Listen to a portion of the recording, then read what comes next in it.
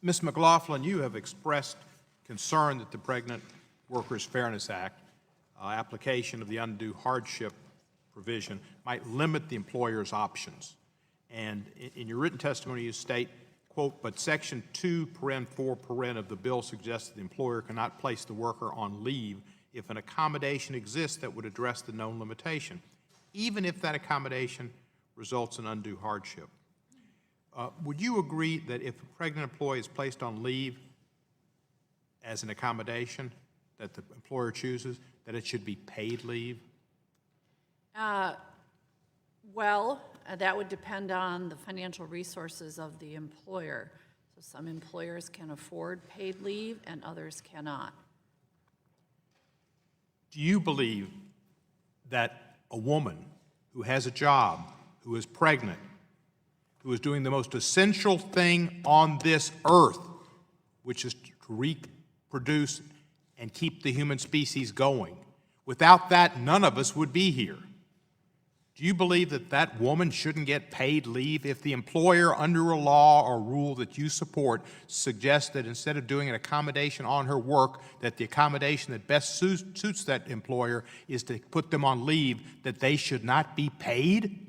Well, I guess the way I was interpreting your original question was, should the employer have to pay for the leave?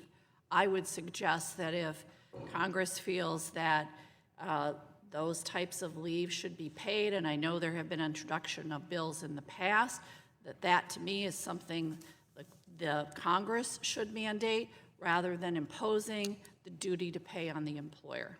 What if Congress imposes the duty on the employer? Bottom line is this question: don't you think the woman should be paid? You know, I don't really think that my personal opinion is irrelevant here. But your opinion is that the accommodation provision is wrong because it doesn't allow the employer to put the person on leave. If they put them on leave and they don't pay them, that's not an accommodation. That's a penalty. Yeah, and at the end of the day, the employer needs to run its business too, and also accommodate pregnant workers or disabled workers. And there are circumstances that leave is going to be unpaid. If the government were to intervene and mandate paid leave for employers, whether it would be some sort of subsidy through unemployment, through the employer having to pay, but I really think that's something that needs to be legislated. Thank you, Ms. McLaughlin. In 2014, Memphis had a plant that XPO ran. It was the subject of a major story in the New York Times concerning work conditions there, and particularly pregnant women, which I'd like to have entered in the record. Without objection. Thank you. I'll give you one of the former employees, Ms. Tasha Morrell, brought her doctor's note instructing that she'd do no heavy lifting. The supervisor did not accommodate the doctor's note nor reassign her to a different area. Ms. Morrell continued doing her assigned work of lifting boxes weighing almost 50 pounds. As a result, she suffered a miscarriage.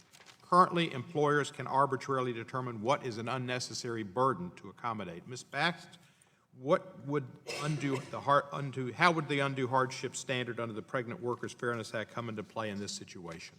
Absolutely. So Tasha Morrell is actually a Better Balance client, and she suffered profound health consequences as a result of being denied an accommodation. And the way it would work would be that the employer would try to see if there was an alternative way to honor her doctor's notes or her restriction, and if it was not reasonable or would constitute an undue hardship, then the employer would need to accommodate her. But what is happening is that women like Tasha are being forced off the job or forced to risk their health because employers are not simply engaging in that good faith interactive process that they are doing for workers with disabilities. And so, and I just want to make the point, if I may, back to that Wahlberg bill, because any idea that that bill would make the situation better is just completely untrue, because once again, the bill requires pregnant workers to point to other workers to find a comparator, but that basically pushes the comparative framework even in a wrong direction, because it imports new definitions of who an appropriate comparator is from other statutes. And so we have to, it's just, we need a clear standard for pregnant women so they can follow their doctor's orders, remain healthy and on the job. If there's an accommodation, they can provide it. If it's an undue hardship, they don't have to. But they shouldn't have to jump through hoops and prove discrimination and wait until their kid is in preschool, maybe middle school, until they find out if they can be accommodated. It's too late. The economic consequences are too profound. The health consequences are too profound. And if I may, and I'm a waiver, if the accommodation was leave, would you agree it should be paid leave? Well, we at A Better Balance and my colleagues, and advocates in the community strongly believe in paid family leave. And so I think that every woman in America, every parent, every caregiver, everyone should have access to paid family and medical leave, yes. Thank you, and I yield back and appreciate the committee's indulgence.